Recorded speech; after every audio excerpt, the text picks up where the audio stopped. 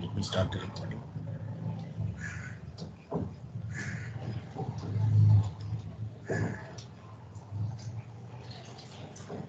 Okay.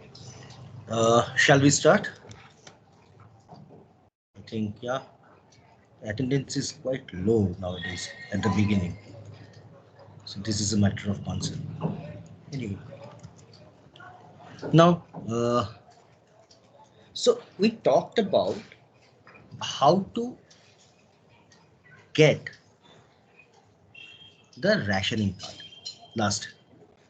So if I want consumers to choose Q naught amount of quantity of the publicly provided private good is cancelled, be supplied or consumed, so that equilibrium E is being achieved such that EFQM, this deadweight loss, vanishes.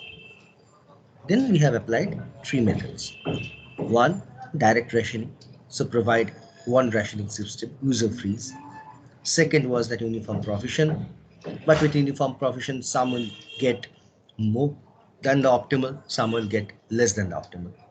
The third is replacing payment by time.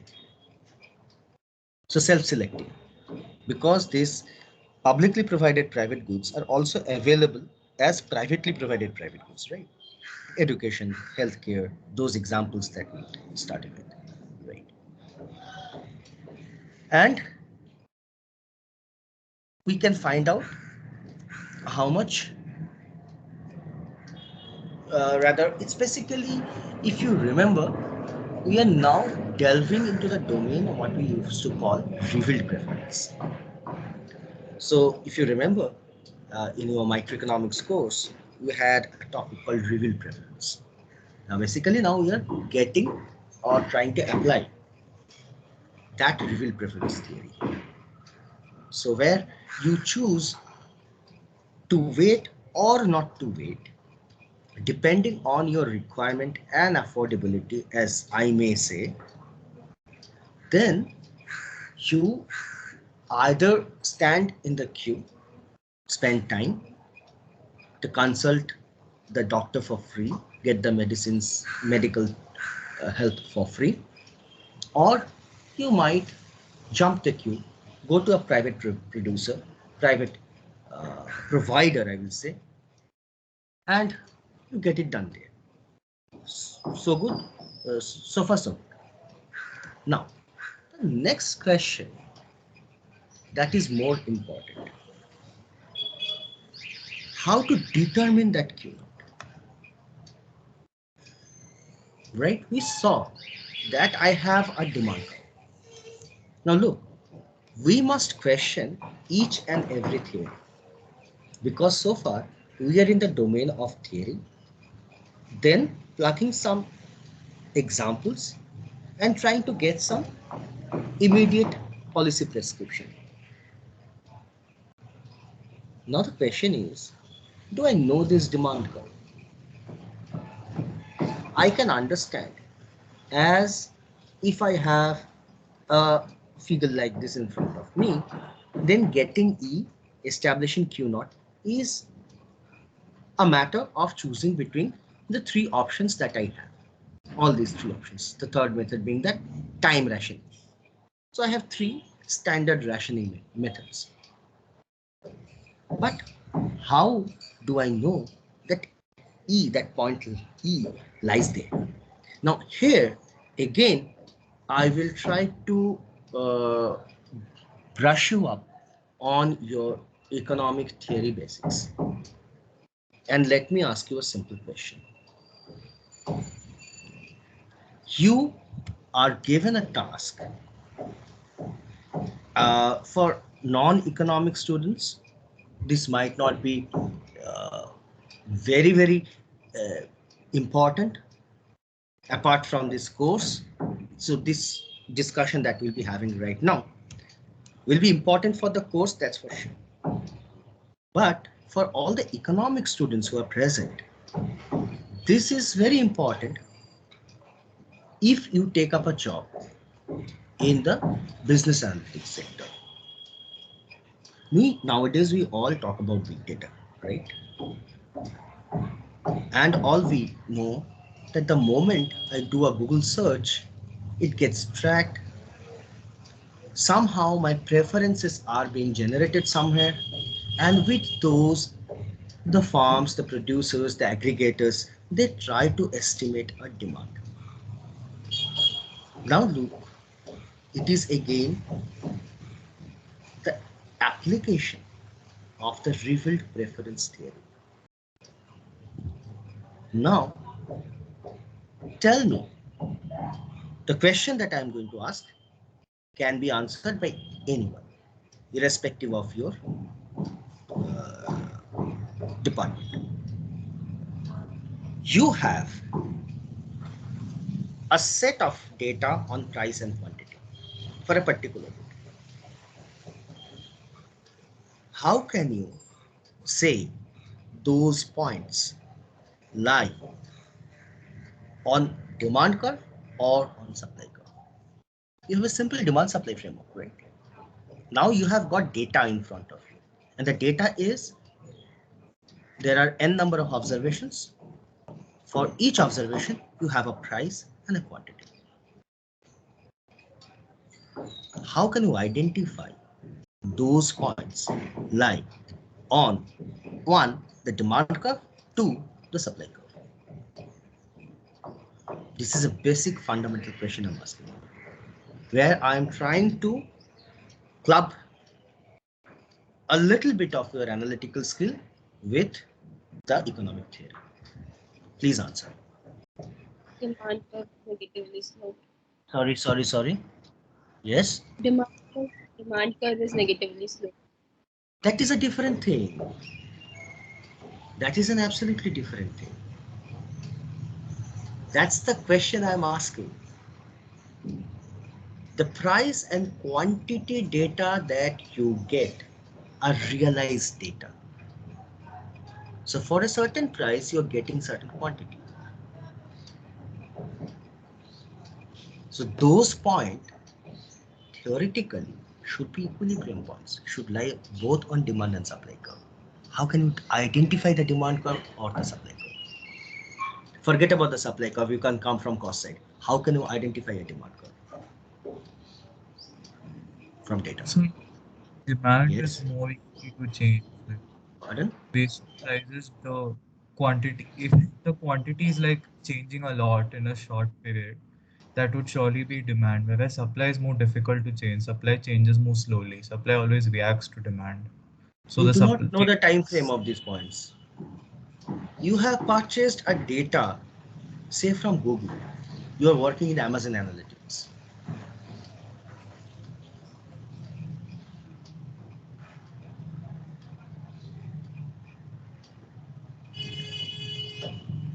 It does not give any time. I'm saying you do not have any other data.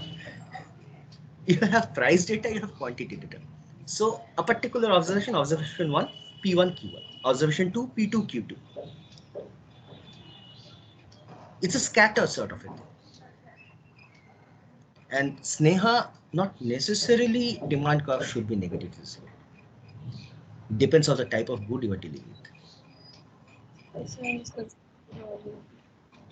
Right?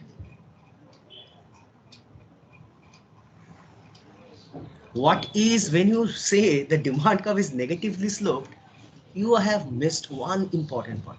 Everything else remaining constant. Ceteris paribus. I have not assumed any ceteris paribus. We're in the real life domain now.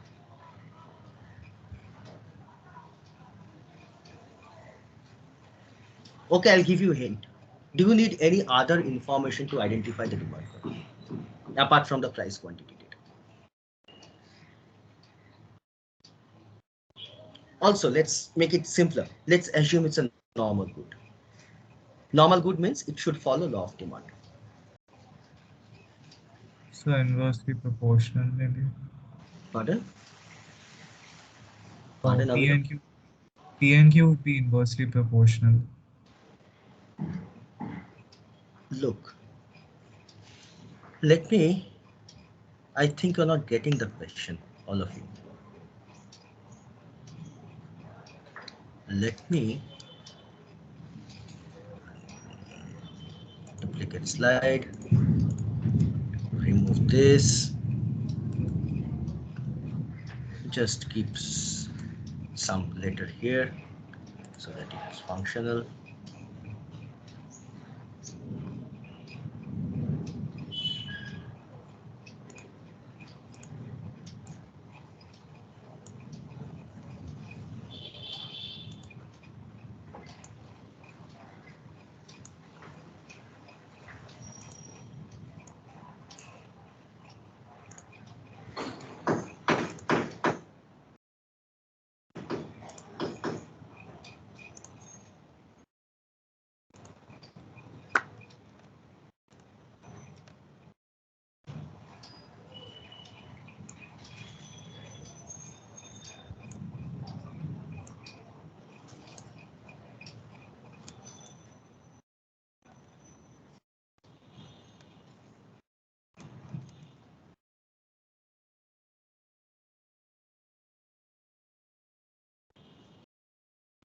Suppose you have a point, you have scatters like this. Can you see if you have scatter like this?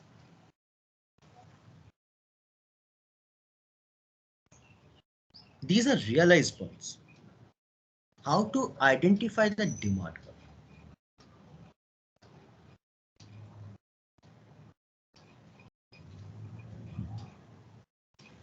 I'm giving you the clue. What other information you require? Suppose your employer, your reporting boss tells you this is the data. I need to estimate a demand curve. For out of this data,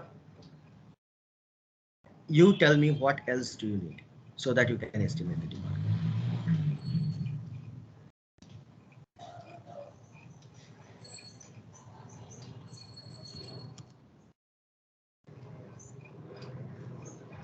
Look, economics is not about a downward sloping demand curve and upward sloping supply curve.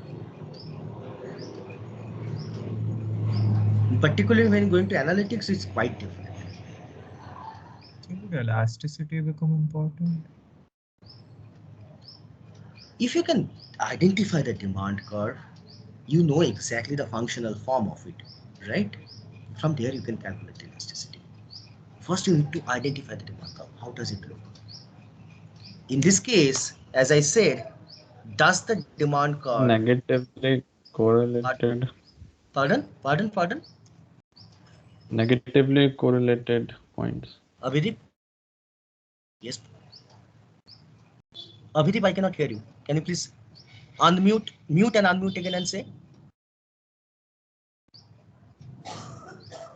Negatively correlated points. Look at these points. So the demand curve, as I said, can be a downward sloping demand curve like this, can be a very steep demand curve, can be a horizontal curve, in certain cases can be an upward rising curve. If it's a luxury goods, as we know, we think we pay higher price because the quality is better. It can be anything. And your boss has asked you, exactly find out how does it look. You only have these sort of data points. Not only these many, more, and he asks you to identify. What else shall you require? So first tell me, what does these points indicate? These points should indicate the first hint. Certain, let's assume a demand curve looks like this and a supply curve looks like this. When they intersect, I have an equilibrium, market clearing, price and demand point. And these points are those points.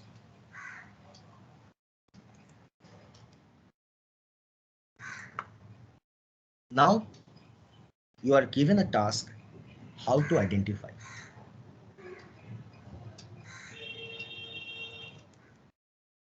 Now I'm specific about economic students. you have read not only in economic microeconomics, but you have, with your understanding of econometrics, you should be able to answer this. You might get a question like this in your interview, job panel. You'll be able to answer questions like this. It's a very simple question. And the question I'm asking you, second hint, what else data do you require?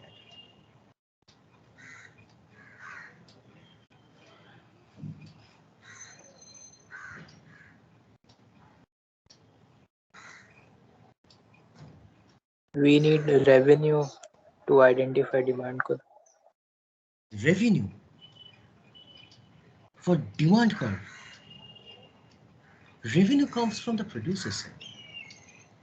The price into quantity. That's the revenue. If you have price quantity combinations, you can always calculate the revenue generated. Because at that price, the seller has sold that much quantity. So P into Q, you have your revenue.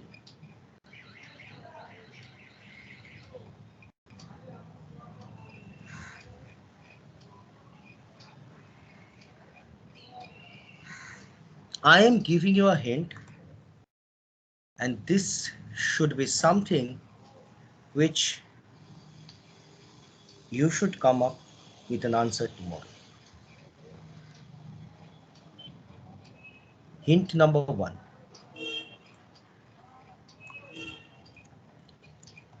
Assume demand curve follows law of demand.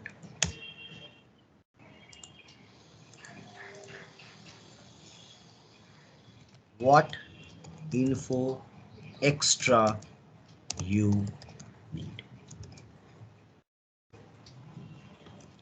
Task: identify demand schedule. Data you already have are equilibrium, price, quantity.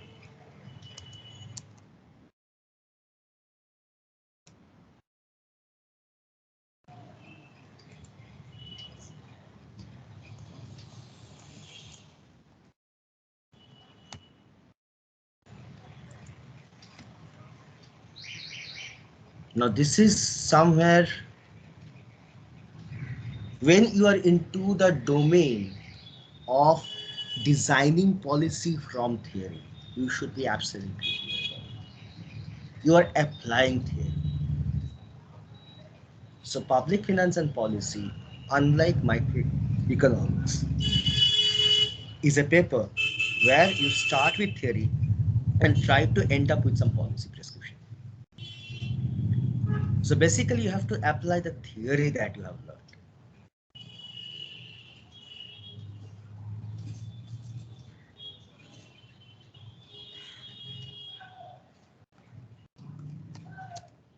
Hint, more hint, you need one more variable data at least.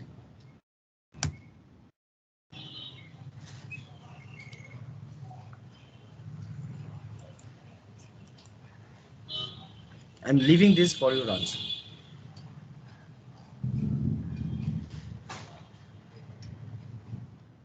So now, moving on, if I can identify demand curve like this, the demand curve that has been shown,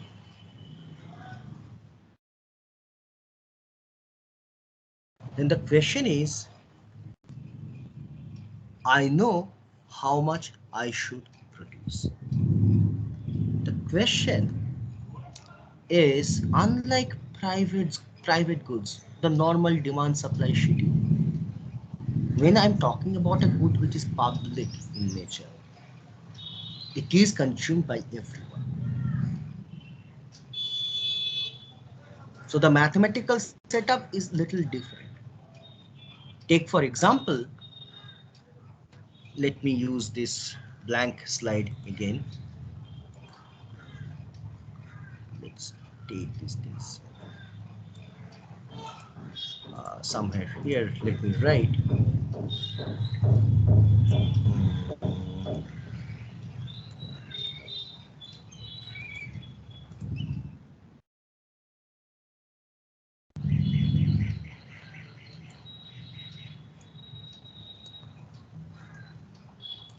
When we write utility function of a person, we write consumption of good one, consumption of good, right?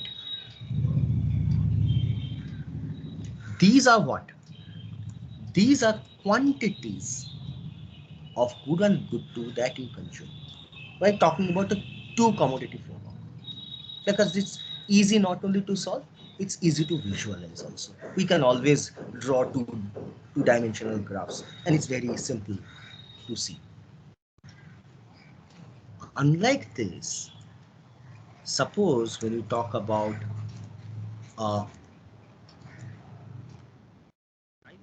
public good, be like this. Why?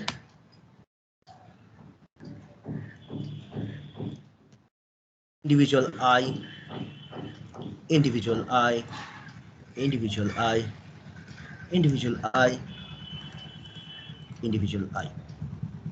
So that's the basic difference in the functional form. When I'm talking about an indifference curve where your preference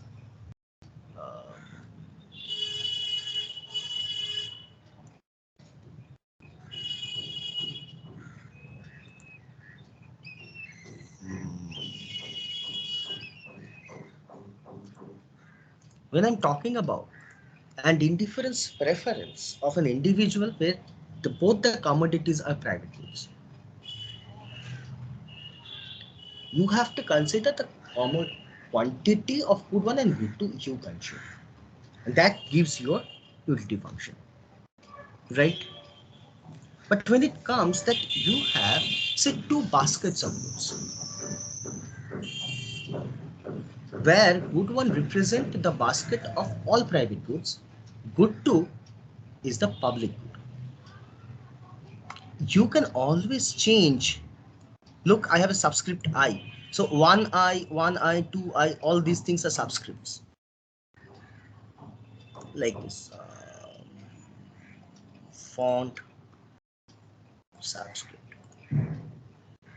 Okay, this is actually better way of writing it.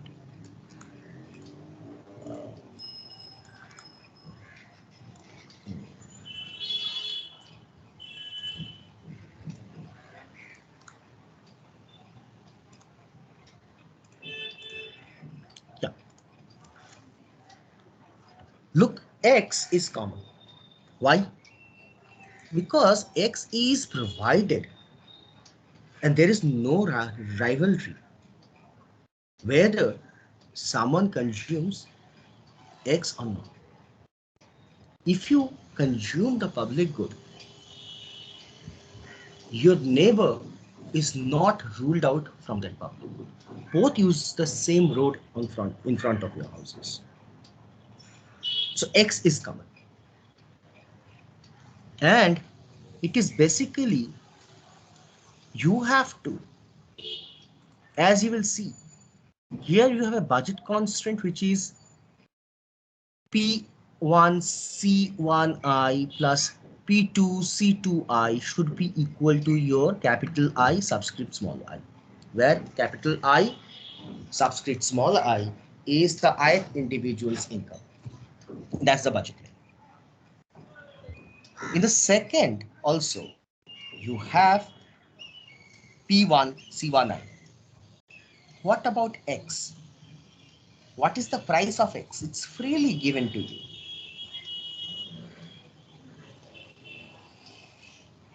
And hence the question comes, what should be the Pareto efficient amount of X that should be produced in an economy? It should come from the demand side.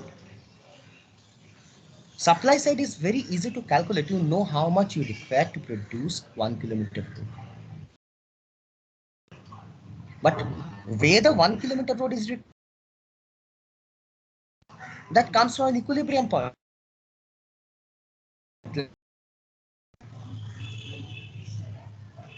And that equilibrium, demand curve, and obviously suppose you have a supply curve like this, does not does not matter. You have a supply curve like C, constant marginal cost, so you have and no other fixed costs, everything fine. So you have a horizontal supply curve for the public good. But the equilibrium point E depends on the demand curve. Similarly, here, how much I should produce X is coming from one utility maximization of that ith individual and all the individuals, where they plug consumption of public good in their preference function.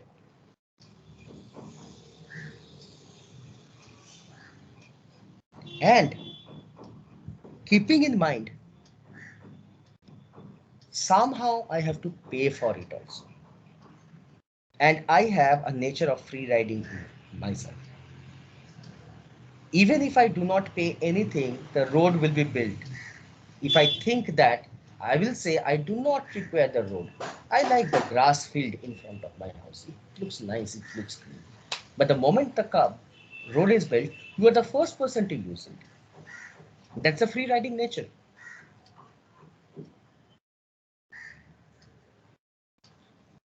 And hence, from this sort of individuals, with all the individuals, I have to find out a demand curve which should intersect with the supply curve which I can get from the cost side, which is easy to calculate. And then I know exactly what should be the optimal X that should be produced in the economy. Correct? You're following the logic, right? Now the question is, I'm giving you the answer. When the question is, what should be the Pareto efficient output of a public good? Then the answer is written in bold, the last bullet point. It's known as the Samuelson criteria.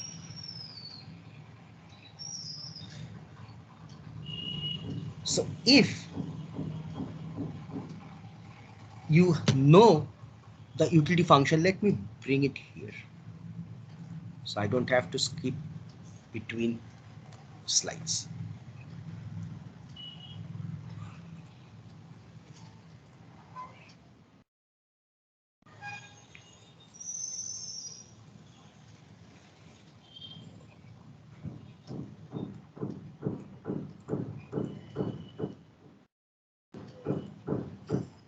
If I know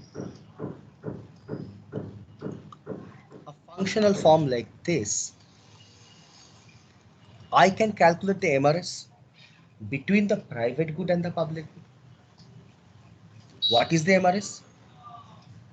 Del UI del C1 divided by del UI del X. That's the MRS. mu1 by mu2, where u1 is the marginal utility from consumption of the private good, 2 is the, or x in this case, consumption of the public good.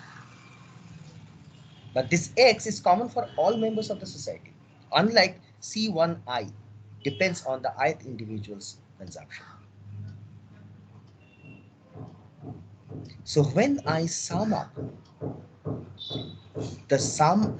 when I sum up this MRS for all the individuals in the society,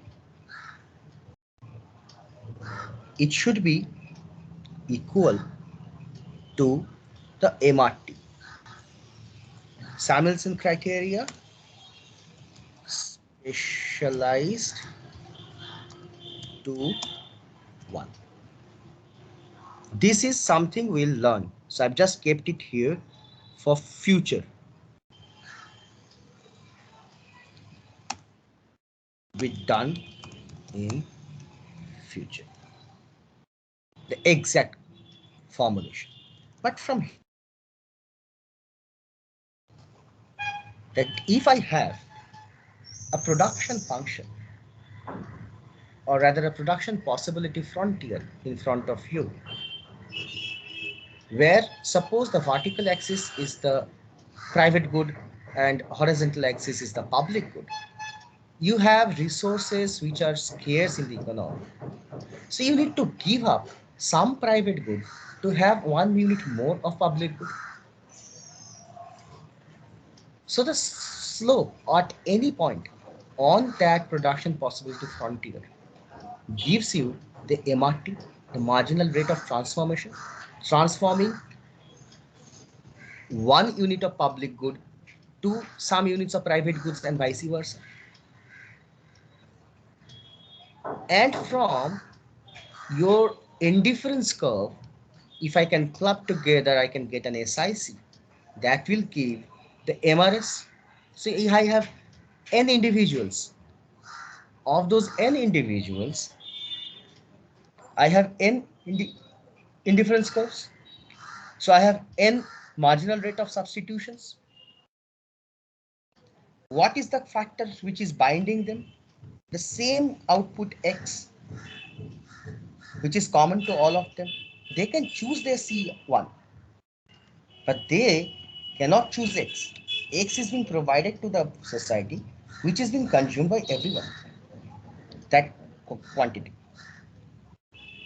So when I have n individuals, I have n MRS, sum them up and equate it to the MRT. That will be the efficient condition. How it is different from the normal uh, Walrasian equilibrium we talked about at the beginning, exchange or whatever production, whatever we bring in, Pareto efficiency, when we talked about Pareto efficiency, it is different from that analysis, because there for the individual we're taking that or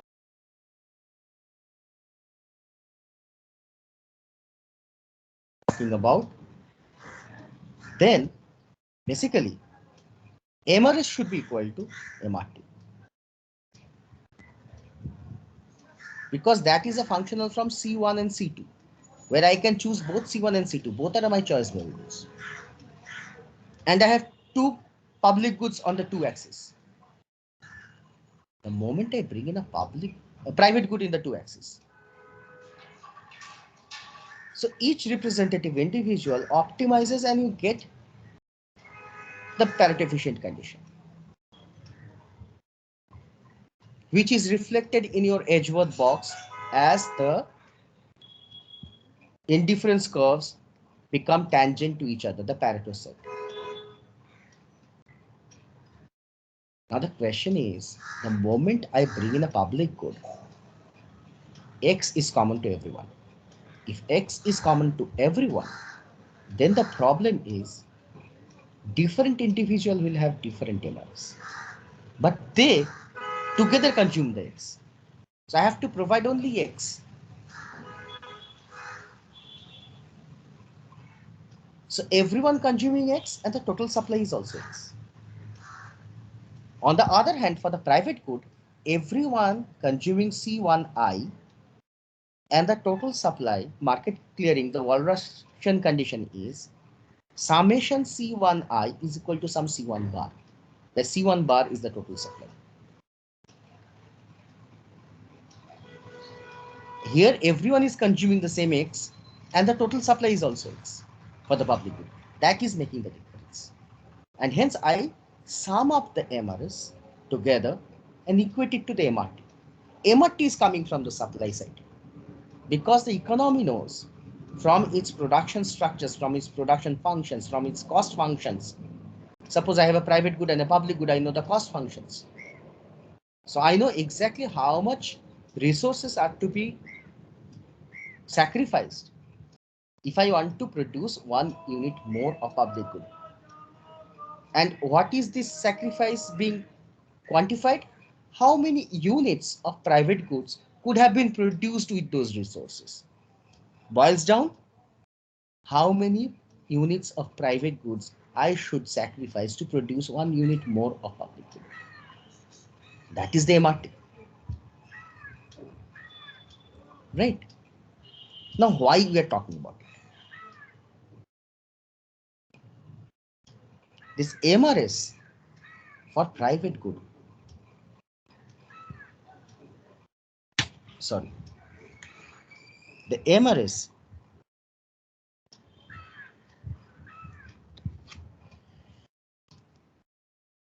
tells you how much each individual is willing to give up to get 1 unit more of public good.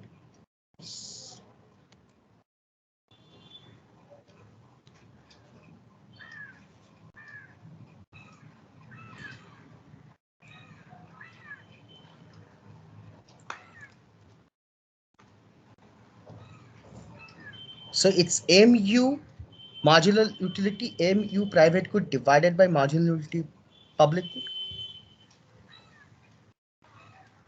So this MRS tells you for any individual that I take, how much that individual is willing to give up in the form of private goods, how many units of private goods to get 1 additional unit of public good.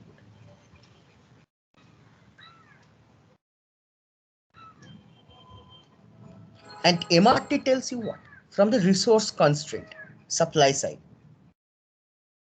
To produce 1 unit more of public good, how much private goods needs to be sacrificed? So look, willingness or sacrifice of private good by ith individual plus that of the jth individual, sum up over all the individuals, equated to what is the society as a whole willing to give up. That should be equated from the with the supply side constraint. So take for example, if I write MRS 1, that is how much first individual, sorry, second individual plus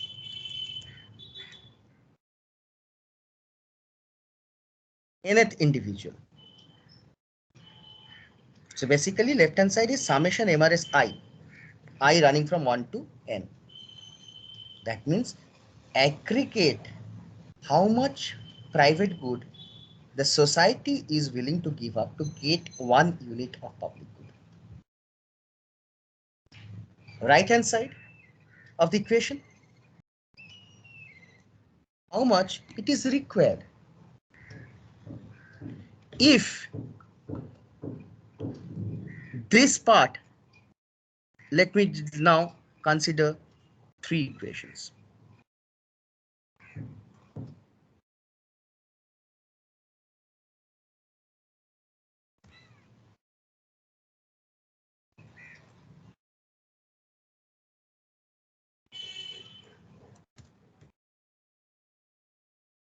Let's consider the second. Summation MRS is less than MRT. You tell me what will be the problem there? Why it will be suboptimal? The total willingness is less than the cost.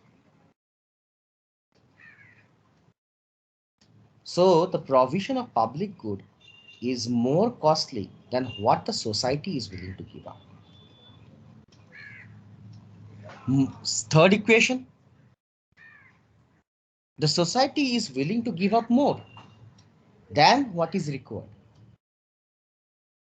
Then they should have to give up less because with that it can be produced. They can consume if the equality is so let's compare equation 1 and equation 3. Equation 3 tells you the society is willing to give up more than what is required to give up. then it's better you go to equation 1. You give up less. With that you have little bit more, marginally little bit more, everyone of private good. So for everyone, utility frontier will be on the upper side. So you'll be moving on to the better side, or better set. So you keep on doing that till the equality is achieved. This society is willing to give up as an aggregate less than what is required. So it will not be produced. It is not feasible to produce.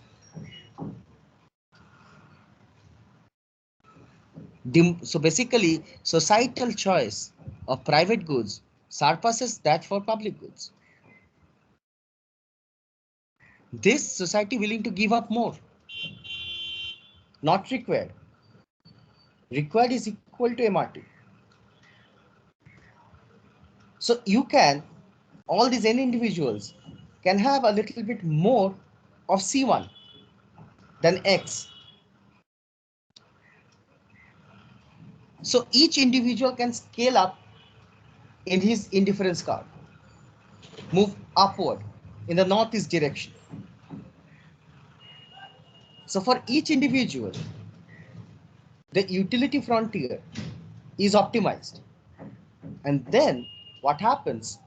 You basically maximize each individual's utility. If you maximize everyone's utility, then obviously the social welfare is maximized. So the condition for where social welfare is maximized is this one. Any questions?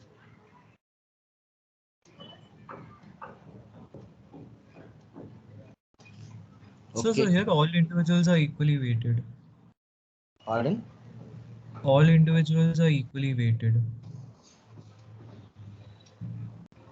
Look, when I'm talking about a weight, this is a nice question that you have asked.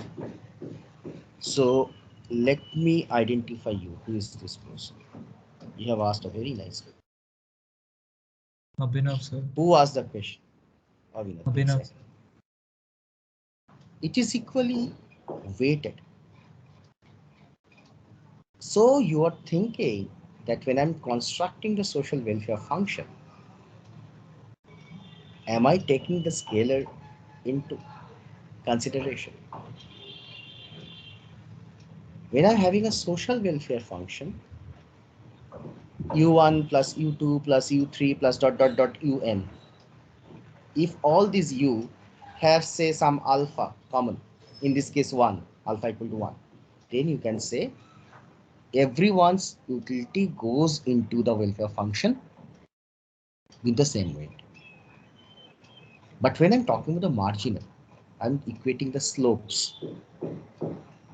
I don't require, just think about the Pareto set.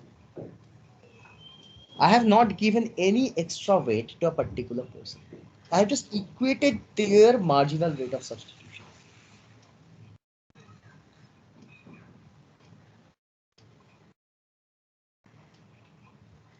The first difference.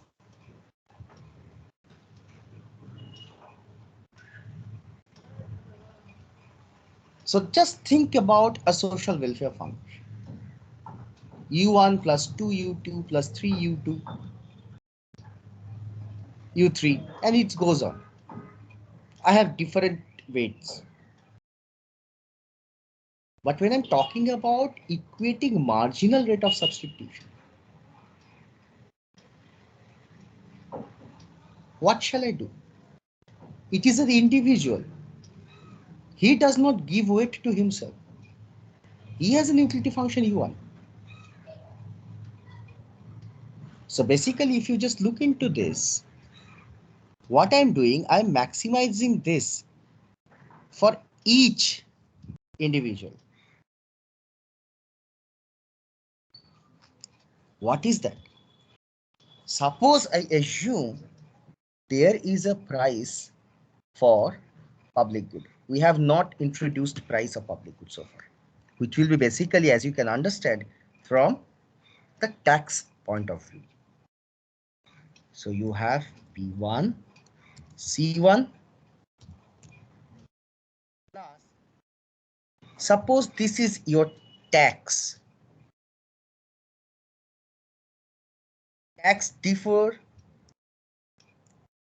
from individual to individual. We'll see that.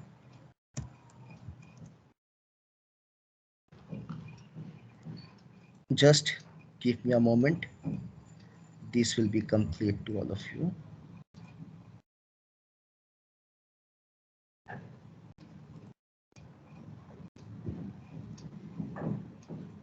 Okay, that will be a budget constraint for the ith individual. Now, whether I am assigning a particular weight to UI, which is the utility of the ith individual while constructing the social welfare function, that does not picture here. From here, what I get? I form a Lagrangian, right? Equal to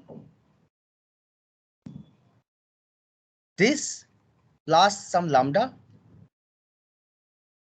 with the third bracket I minus this. I get the first order conditions. I have del UI, sorry, I have del UI del C1. Similarly, I have del UI del X. I take that ratio. I have MRS1 or MRSI. And I'm not equating with anyone. I'm just taking these MRSs which coming from, look, I'm doing it for the ith individual. That means I'm doing the same exercise for all the n individuals. They might be alike, they might be different. Because look, I have just missed one thing. Yeah. If I'm consuming C1, that should be reflected in my budget constraint. And this is different from each and every individual. I'm not assuming they are alike. I'm keeping it open-ended. That's why the subscript I is coming. So from each person, I'm getting Lagrange I. That insert. Where do I get the Lagrange symbol? Forget about it. So you all already know. So suppose you have that constraint optimization equation. It's very difficult to write right now when the class is going on. So I have Lagrange I, optimize it. I get C1I.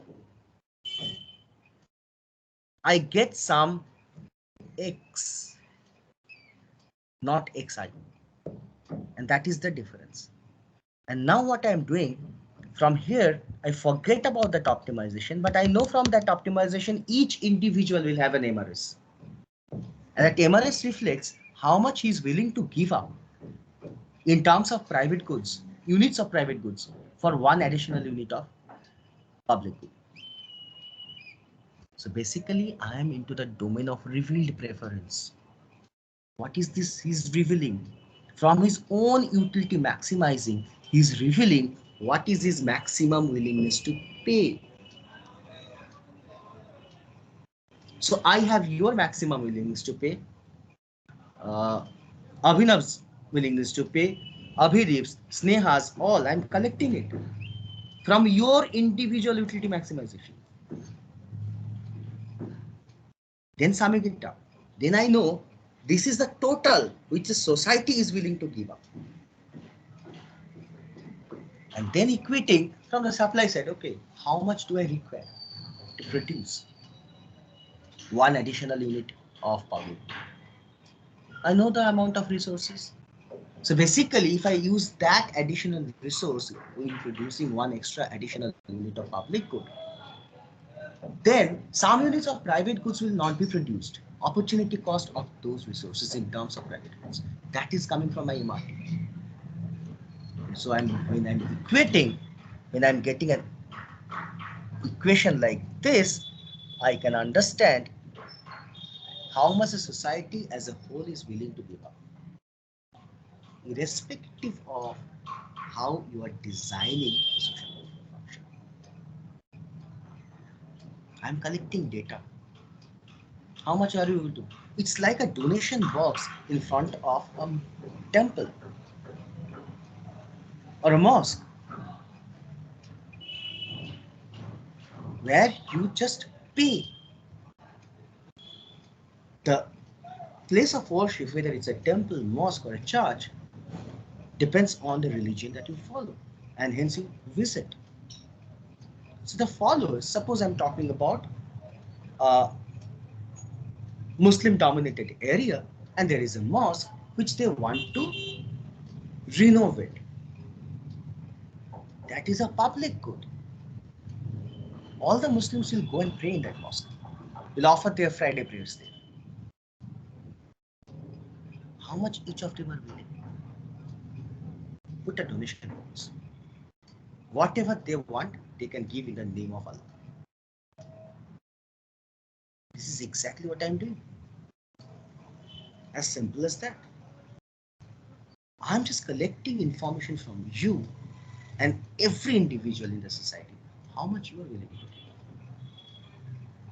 Forget about how the social welfare function is constructed. And that is why I'm not using that optimization process where I had a social indifference curve which is being tangent to the utilities possibilities frontier. What I'm doing now, I just need individual indifference curves, and I need from those individual indifference curves what I need at the price. Look, there is a price, relative price for transforming the relative price of public to private good. So take for example, okay, let me stop sharing the slides. Let me just use for the last 2-3 minutes the whiteboard.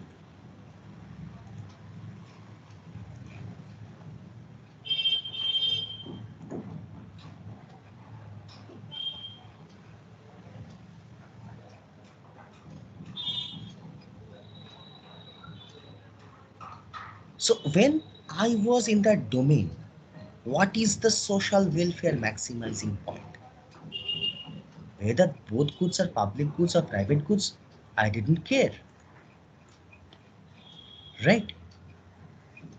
I absolutely did not care. Now what I'm saying, what I need is, sorry.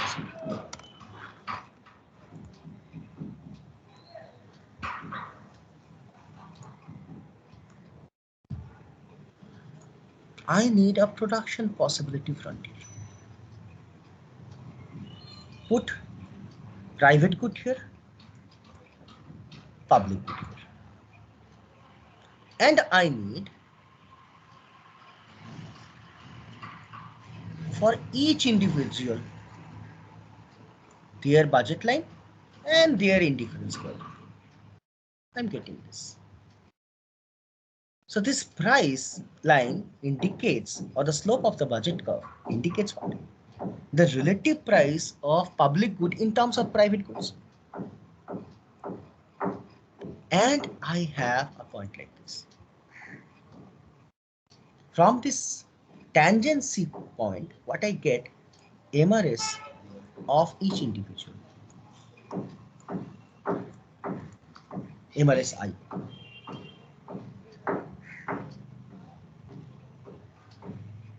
Now, this price line is common for everyone. The relative price of public good to private good. That is common for everyone. But their indifference curves might be quite different from each other. But from everyone, I'm getting that MRS. Summing it up.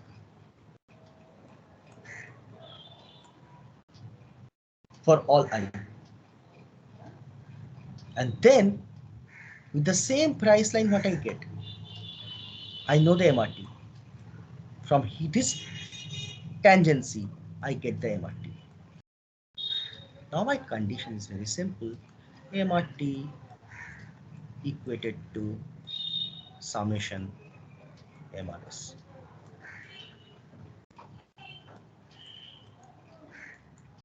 I running from 1 to all n individuals. The only thing that you can say is while determining the optimal output, when I'm using this equation, equality, MRT equal to summation MRS, I'm considering the MRS of each and every one, or I'm incorporating the revealed preference for each and every. I'm not neglecting it. So this is basically, if you want to connect, it does not follow the Rawls type of idea. Where Rawls said, no, that you just think about the utility of the weakest person in the society, the poorest or the worst. Increase his utility, everyone will be better. So I'm not in that domain. We are considering the preferences of each and every individual in the society. So if you want to connect those two theories, this is the only connection that I can bring in at this moment. Later we'll bring a lot of other connections. Okay. Okay, sir. Yeah. So yeah, it's already 2 minutes past 2. If you have lectures, at least some of you will have lectures from 12 to 1. So let me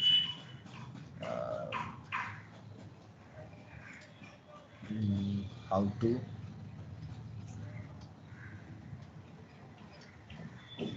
stop presenting. Yeah. So if you have any further observations, please go on.